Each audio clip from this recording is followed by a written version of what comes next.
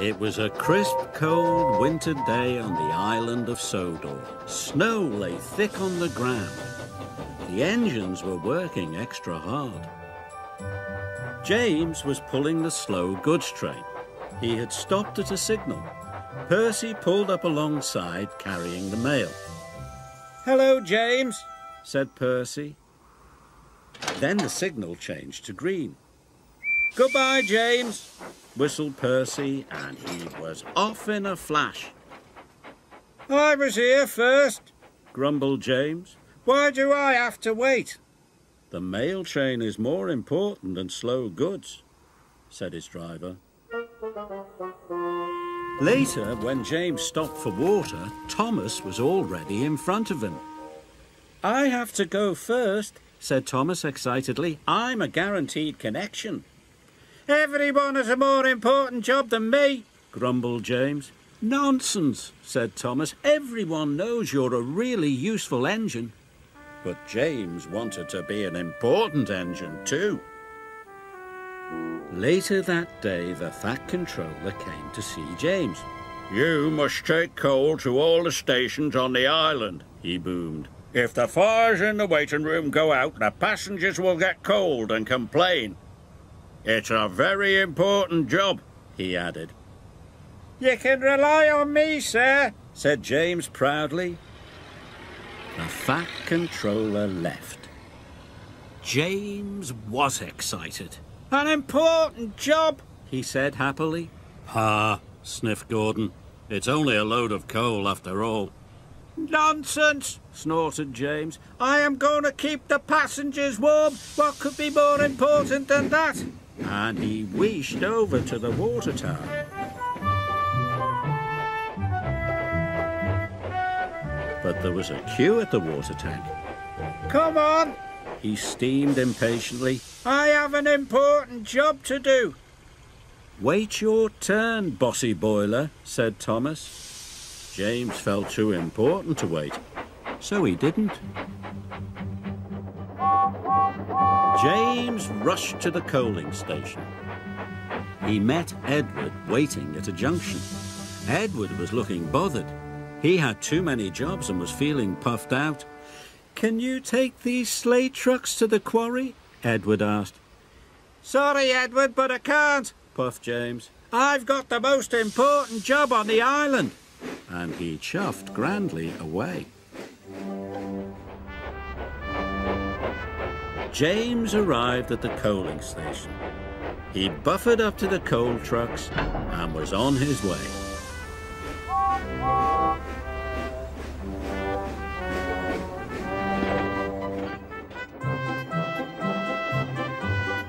James was looking forward to delivering his coal. "Now I'm useful and important," he chuffed happily. Then there was trouble. James puffed harder and harder. He went faster and faster. Then he began to feel hotter and hotter. "I don't feel well," wailed James, and he had to stop. "Your water tanks have run dry," his driver told him. "We'll have to wait for help." Just then, Edward pulled up beside James.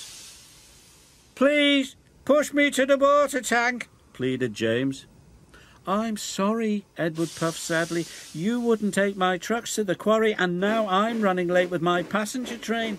And Edward steamed away.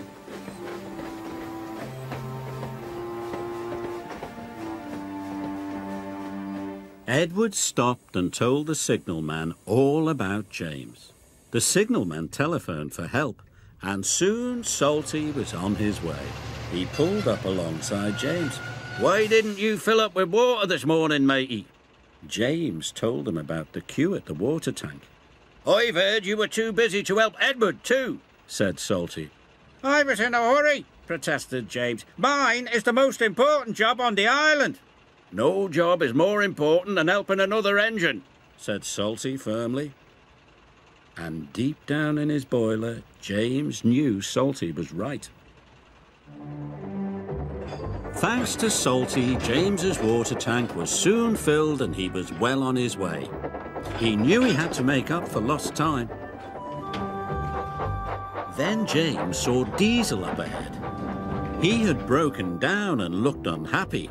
James wanted to tease him, but then he remembered what Salty had said. "No job is more important than helping another engine," he said to himself, "and even Diesel is an engine. Come on, Diesel, I'll push you back to the sheds."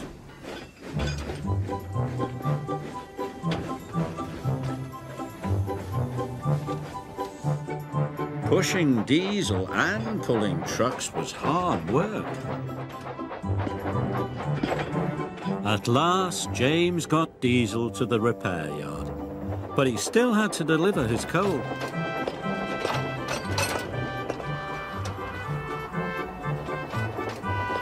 The wind blew, and it was getting colder by the minute. James steamed all over the island, delivering coal to the station waiting route. Everyone was pleased to see James. Thanks to him, they were all kept toasty warm. The next morning, the Fat Controller came to see James. He knew all about Edward's trucks and James running out of water. "I'm sorry, sir," said James. "I put my own job first." "But you did learn your lesson and you helped Diesel," the Fat Controller boomed cheerfully. "And you delivered your coal on time. You, James, are a really useful engine."